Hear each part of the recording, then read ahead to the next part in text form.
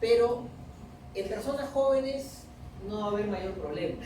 Pero si tenemos un anciano que se fracturó la cadera, pierde 1,5 litros de sangre, del intravascular me refiero, y de repente el paciente además era hipertenso de larga data y ¿qué puede pasar con ese paciente? O sea, le pido su preoperatorio porque lo voy a operar, ¿y qué más? ¿Qué me tengo que fijar de inmediato? Apenas me doy cuenta que efectivamente está fracturado. A ese paciente también debo pedirle un electrocardiograma. Yo como traumatólogo no espero hacer una gran disquisición de un electro, pero tiene que saber identificar un par de cosas en estos ancianos. Así, rápidamente, ¿qué cosa se me ocurre buscar en un electrocardiograma de un anciano que se fracturó la cadera? ¿Qué cosa? Son muy tímidos, más fuerte.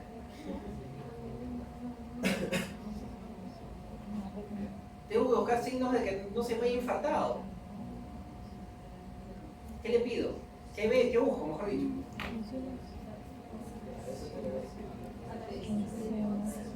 Desnivel de ST y ondas Q. No me interesa buscar más, la verdad. Si identifico eso, quizás le pongo un clavo, una tracción y con anestesia local llamo al cardiólogo para empezar el tratamiento. Pero no nos podemos arriesgar a que un anciano, mientras lo voy a operar mañana quizás y espero, y se les muere en ese momento. Síndrome de aplastamiento, el crash, es como lo van a encontrar. Es muy frecuente, o cuando ustedes leen sobre este tema, sobre el síndrome de aplastamiento, lo van a ver en relación a terremotos, a grandes desastres. Pero acá en Perú y en Lima hemos visto bastante esto con el boom de construcciones. Y han habido varios obreros que han quedado atrapados. Es un cuadro que se presenta por la liberación de sustancias tóxicas provenientes de los tejidos que son aplastados. Esto produce necrosis muscular. Al ser descomprimidas, entran al torrente sanguíneo las toxinas en forma de pigmentos, y esto va a producir que aquí lo que tenemos que cuidar es el taponamiento renal. Es distinto cuando hay destrucción tisular, incluso el paciente puede tener la orina oscura, ¿no? Que es distinto cuando hay una lesión, por ejemplo, pigmentos por veneno, por una mordedura de una araña, ¿no? Los oceles o de una serpiente, que ahí incluso la sangre misma, ustedes ven el suero, el plasma, es oscuro, ¿no? Por la lisis que hay del hemoglobina. Bueno, aquí se produce en el síndrome de aplastamiento. Lo que tenemos que cuidar es el riñón. Se nos puede taponar el riñón, entonces tenemos que forzar. Para empezar, si el paciente todavía no lo podemos sacar, dar oxígeno, oxigenar tejido, forzar diuresis, o por lo menos mantener una buena hidratación. Se le pueden dar corticoides. Casos de este tipo, montones hemos visto lamentablemente. Y el mayor problema es, una vez que lo sacamos al paciente, posiblemente tengamos que pedir ayuda con nefrología para mantener no solo una diuresis mayor, forzar la diuresis, sino también alcalinizar la orina para disminuir el posible daño renal. ¿Alguna pregunta hasta acá?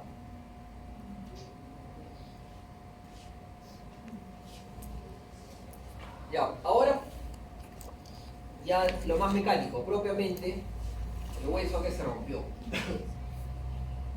¿Qué es la consolidación? Es un proceso gradual y continuo de regeneración del tejido óseo por el que se puede restaurar nuevamente la resistencia. La consolidación puede ser de dos formas. La primaria es la curación de una fractura sin formación de callo óseo. Esto se consigue con una estabilidad absoluta. Y eso se consigue con generalmente placas y tornillos. Todas estas formas que estamos viendo. Placas y tornillos. ¿Ya? Aquí anulamos los movimientos de los fragmentos. Y la consolidación secundaria es una consolidación que se produce cuando hay una inmovilización que es suficiente, pero no es absoluta. Por ejemplo, cuando se coloca un fijador externo o cuando tratamos una fractura con yeso. Ahí espero ver la formación de callo. Si yo tengo un fijador, ¿es estabilidad absoluta? Bueno, ya se lo dije, no lo es. Conforme la barra que le está dando estabilidad la acerco más al hueso, voy a tener cada vez mayor estabilidad. Ese es el principio con el que nacen las placas bloqueadas.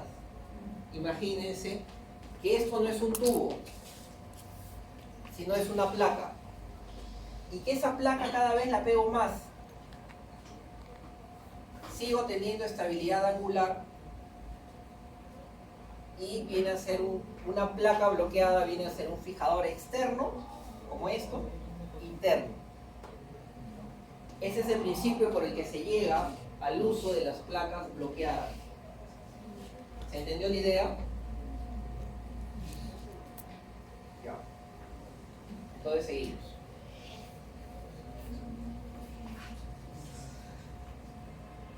La consolidación secundaria se produce en fracturas no estabilizadas quirúrgicamente o que existe todavía movimiento entre los fragmentos. Y tiene algunas fases. Primero, la fase de impacto o de inducción. Es el momento donde el hueso absorbe la energía del trauma. Luego se produce la fase de inducción, donde hay un hematoma. En la fase de inflamación hay células inflamatorias que llegan a la zona, el hematoma empieza a degradarse, hay una proliferación vascular, luego se forma un callo blando, proliferación del periósteo, del endósteo o tejido de granulación. Ese callo blando se convierte en un callo duro. Es tejido osteoide formado, mineralizado, y ya algo que dura más tiempo, meses e incluso años, es la fase de remodelación. Obviamente también depende de la edad. Por ejemplo, si tenemos un neonato con una fractura de clavícula obstétrica, ese niño a la semana ya tiene un callo duro y al no sé, un mes y medio, 2 meses, quizás ya haya remodelado.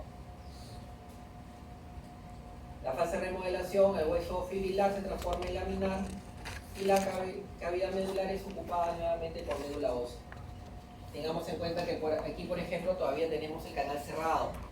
De ahí que, por ejemplo, si tenemos una fractura que inicialmente la tratamos de manejar con una placa y tornillo, pero sin estabilidad suficiente, con una técnica inadecuada, voy a tener en el canal, lo voy a tener cerrado, de manera que si yo quiero corregir lo que hice mal con la placa, lo quiero corregir con un clavo intramedular, puedo tener problemas, porque voy a tener el canal cerrado. En la fase de remodelación ya nuevamente hay una liberación del canal que es ocupado por la médula ósea. Esos son los procesos normales, pero ¿qué pasa cuando hay un retardo de este proceso? Justo el retardo de consolidación es el proceso que todavía no se ha detenido. Se sigue produciendo una reparación, pero esta se produce a una velocidad más lenta de lo normal. Causas todas las que ven, generalmente se debe a alteración de irrigación o que no tengo demasiado movimiento entre los fragmentos. Algo muy frecuente, se quiere dar un tratamiento con un yeso, por ejemplo, en un tobillo o en un húmero, pero el paciente lo moja, hay que cambiar los yesos, o simplemente se mojó, está blando, ya no limita el movimiento y por lo tanto ya el paciente tiene mucho movimiento.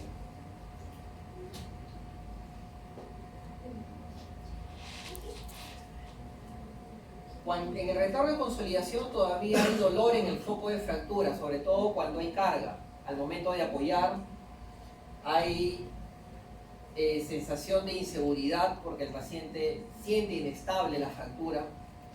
Y en rayos X no se ve mayor reabsorción de los huesos, pero tampoco no se ve ningún tipo de callo. Cuando este proceso se detiene, definitivamente se llama pseudoartrosis. ¿Qué pasa aquí? Hay falta absoluta de consolidación y como dice, por favor. Exactamente, al crear una falsa articulación se produce, y vamos a ver unas imágenes, un continente y un contenido entre los dos huesos.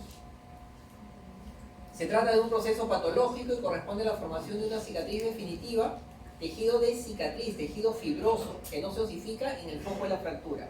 Eso es lo que vamos a ver en una pseudoartrosis. Puede verse a falta de tejido vascular, inmovilización inadecuada o infección. Las infecciones, esto puede ser discutible. Si tenemos un hueso infectado, ¿va a consolidar? Sí puede llegar a hacerlo, pero nos puede producir un retardo. Aquí, por ejemplo, ¿qué tenemos? ¿Qué ha pasado con el hueso? Se han reabsorbido los bordes. Igual acá, incluso miren, se ha producido como un continente y esto un contenido. Se forma como si fuera una articulación condilar. Causas básicamente son las mismas del retardo de consolidación, pero además puede haber interposición de partes blandas en el foco de fractura, fracturas de hueso patológico. Hay fracturas como en metástasis óseas que muchas veces no consolidan. Se necesita un tratamiento quirúrgico. Causas, bueno, ya las vimos. Los síntomas, aquí ya el foco de fractura no duele o duele poco. Los bordes generalmente se alteran y el canal medular se tapa. Y estos espacios van a estar llenos de tejido cicatrizado, tejido fibroso que no osifica. Hay algunos tipos, por ejemplo la atrófica. En esta fractura no ha consolidado y además los bordes se han afilado, mientras que en esta se forma como unas patas de elefante. Una es la atrófica y la otra la hipertrófica. Para que tengan algunas diferencias, el retardo de consolidación duele, la pseudoartrosis no duele o duele poco. Crepitación en el retardo de consolidación, la pseudoartrosis ya no. Movilidad en el foco de fractura, en el retardo de consolidación no se ha detenido la consolidación. En la pseudoartrosis sí, por lo tanto hay más movimiento. Esclerosis de los fragmentos se da en pseudoartrosis y por lo tanto también obstrucción de canal medular. Esas son algunas diferencias básicas.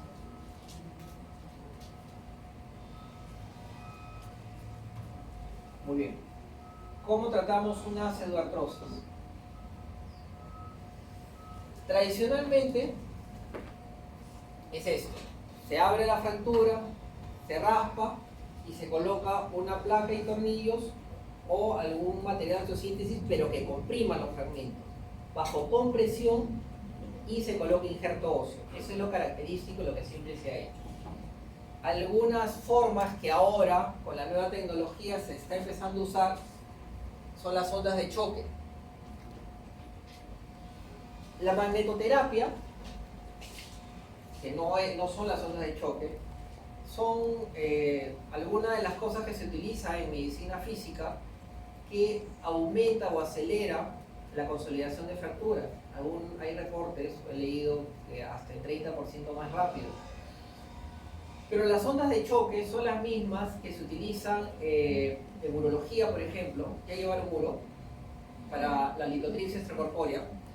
Son ondas de sonido, en este caso focalizadas al hueso, y produce microfracturas, estimula la formación de hueso, y eso debe mejorar o debe corregir la pseudoartrosis.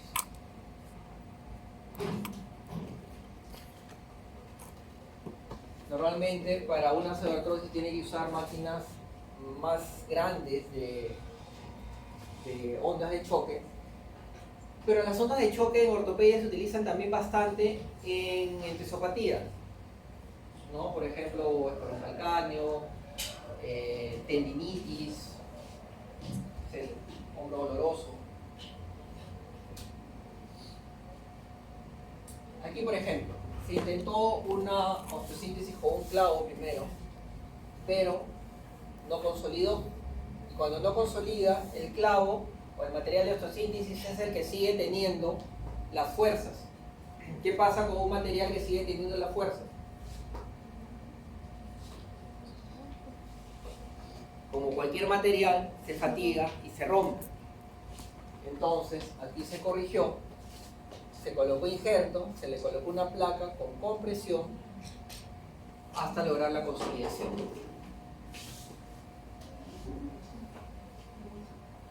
Y aquí, por ejemplo, a ver, tu compañero que está atrás, ¿qué puede decir sobre esta imagen? Por favor, ¿qué puedes decir sobre esa imagen?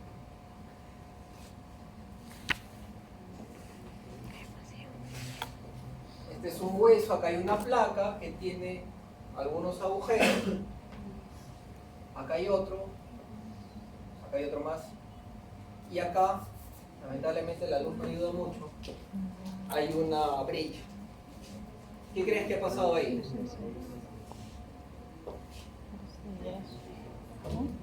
¿Quién lo ayuda? Así es. ¿Y por qué un fijador externo? Porque ha sido una fractura expuesta.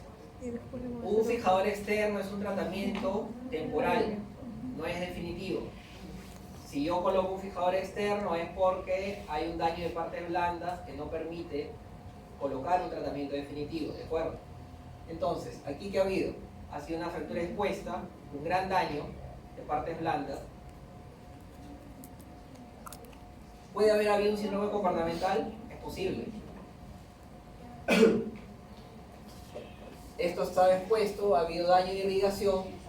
Una vez que ha mejorado las partes blandas, le hemos sacado el fijador, le hemos colocado ya una placa con tornillos. Pero aquí, lamentablemente, no está ayudando mucho la luz, pero se ve que hay una brecha. Se ha hecho una pseudoartrosis. Una fractura que ha sido sometida o que se ha producido por un trauma de mayor intensidad, también va a haber mayor daño de las partes blandas, mayor daño de su irrigación y por lo tanto mayor posibilidad de que haya una pseudoartrosis. Otros casos, siempre un continente y un contenido. En este caso, se pudo labrar un canal, se colocó un clavo. Cuando se colocan clavos, la ventaja es de que ya al tener el eje axial puedo hacer pisar al paciente y eso puede permitir que haya compresión de los fragmentos. Bueno. ¿Qué otro problema podemos tener? ¿Qué complicación podemos tener? La consolidación viciosa. Esto es consolidación inadecuada de los fragmentos fracturados y se produce por una mala reducción o una inadecuada inmovilización. Un sitio muy frecuente, fracturas de radio distal.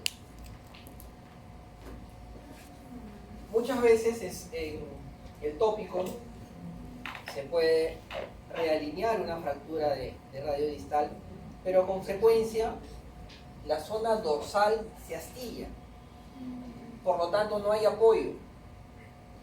Pasan los días y la fractura vuelve a colapsar, se dorsaliza, se colapsa entre sí, o sea, se acorta. Ustedes saben que la superficie del radio es más alta que la superficie del cúbito. Entonces vemos, por ejemplo, aquí que está dorsalizado y acortado. Esto es de tratamiento quirúrgico, o debió serlo desde un principio.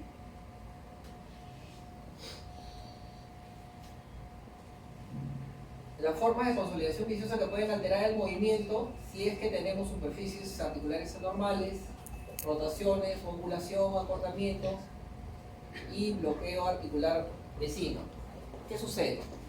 Por ejemplo, si tengo un niño y le voy a dar un tratamiento conservador, el niño puede tolerar cierto grado de angulaciones, pero lo que no tolera son las rotaciones. ¿Ya? En un adulto ya no. Tenemos que mejorar desde un principio para que queden ángulos aceptables. Y si es miembro inferior, con mayor razón, porque soporta carga.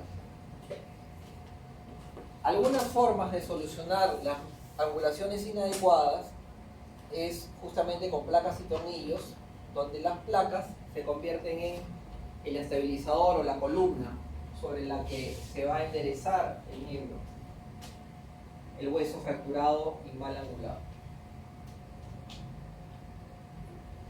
Aquí, por ejemplo, una fractura de radio distal con las características que les dije. Tenemos algunas alternativas, como fijar la articulación radiocubital distal y hacer una ostectomía del cúbito, o sacar propiamente el cúbito distal. Tengamos en cuenta que cuando esto queda más prominente, es más probable que esa muñeca se convierta en una muñeca dolorosa y que desarrolle artrosis. Los objetivos de estas cirugías es restituir la alineación, la rotación, la longitud y la posición de los fragmentos principales. Otro problema que se puede dar es la rigidez articular. Compromete a la articulación vecina a la fractura, ocasionándole pérdida de la amplitud de movimiento. Generalmente está relacionado al tiempo de inmovilización. Por ejemplo, si tengo algo sencillo, un esguince de tobillo, normalmente se le inmoviliza para tener al paciente una semana más o menos con una inmovilización, para rápidamente iniciar terapia física. Cuando yo me formaba como traumatólogo, de frente al paciente con un esguince se le colocaba un yeso 2 o 3 semanas. Pero ¿qué pasaba? Que después se le mandaba terapia física y recuperar el movimiento del tobillo no solo demoraba más, sino que era más doloroso. Entonces, cuando hay rigidez articular es básico en el tratamiento de la terapia física. Pero si tenemos que aún así hay mucha limitación, por ejemplo, nos puede ayudar una artroscopía. Si ha sido una rigidez de rodilla, una artroscopía de rodilla, bajo anestesia, movilizarlo, limpiar adentro la rodilla y nuevamente continuar con terapia física. Pero la terapia física es lo principal en la rigidez articular. Otro problema más, la necrosis avascular postraumática. ¿Hasta aquí alguna pregunta? Porque son varios temas chiquitos, pero que todos se pueden dar en una fractura. ¿Alguna pregunta?